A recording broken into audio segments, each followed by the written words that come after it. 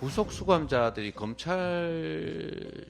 불려와서 다 한 방에 모여가지고 술 파티를 하고 연어 파티하고 무슨 모여서 작전 회의를 했다는 게 이게 검사 승인 없이 가능합니까? 그리고 교도관들이 다 한 명 한 명 수감자 상대로 개호를 하는데 교도관들이 이 술 먹는 이 연어 술 파티 하는 것을 방치했다는 것은 검사의 명령 지시가 없이 불가능합니다. 어쨌든 이게 나라가 정상이 아닙니다. 검찰이라고 하는 데가 어떻게 이런 동네 건달들도 하지 않는 짓을, 심각한 일입니다 이게.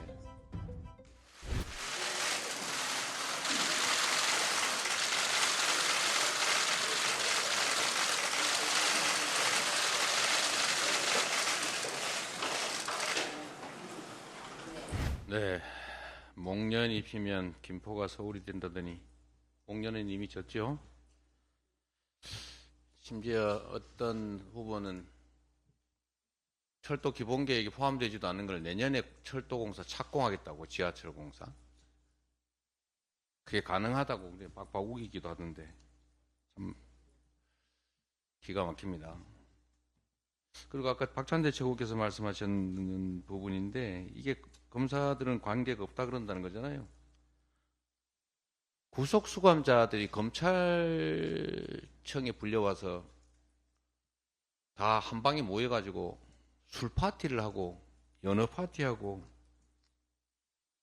무슨 모여서 작전 회의를 했다는 게 이게 검사 승인 없이 가능합니까?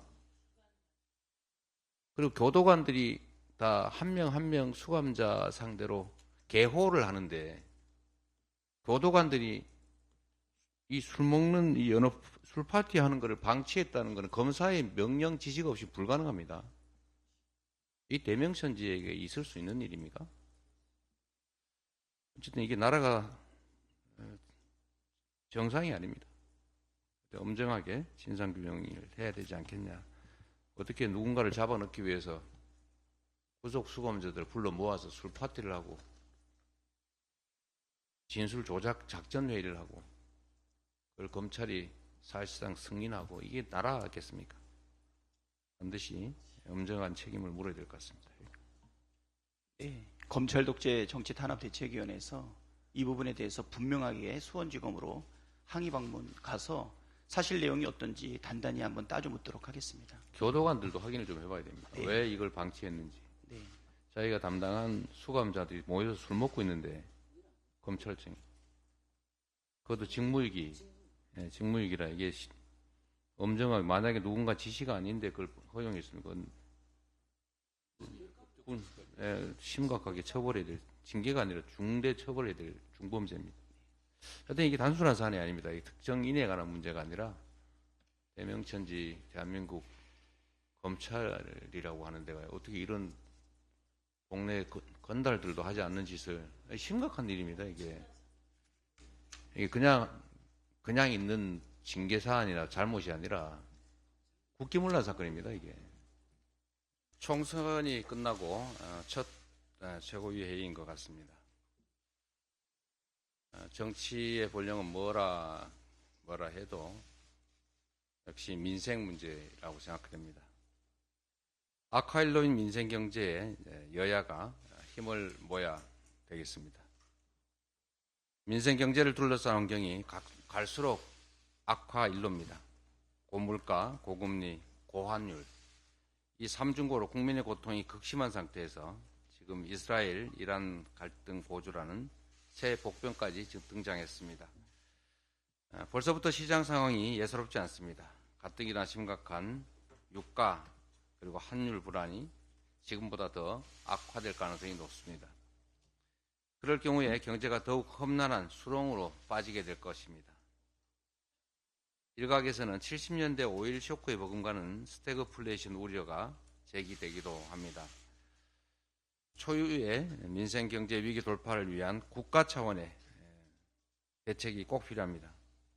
거듭 말씀드리지만 민생 살리기에 정치가 제 역할을 하라 하는 것이 이번 총선 민의입니다. 우리 민주당은 이런 절박한 국민의 뜻을 받들겠습니다. 정쟁이 아닌 민생에 집중해야 합니다. 대통령과 정부, 여당 역시 오로지 민생에만 국정 동력을 집중해야 할 것입니다. 4월 10일 이전의 국정과 그 이후의 국정은 완전히 달라져야 할 것입니다. 의정 갈등이 전혀 해결 기미가 없습니다. 국민들의 고통이 너무 큽니다. 의정 갈등 사태가 50일을 훌쩍 넘었습니다. 그런데 양측이 강대 강 대치를 고집하면서 국민의 피해만 점점 커지고 있습니다. 의료 공백 사태를 더 이상 이대로 방치해서는 안 됩니다. 정부는 특정 숫자에 대한 집착을 버리고 대화에 나서야 합니다. 의료계 역시 즉각 현장에 복귀해야 합니다. 특히 공공필수 지역 의료를 살리기 위한 구체적인 정책 수립에도 지혜를 모아야 할 것입니다. 다시 한번 말씀드리지만 3대 원칙을 꼭 지켜달라.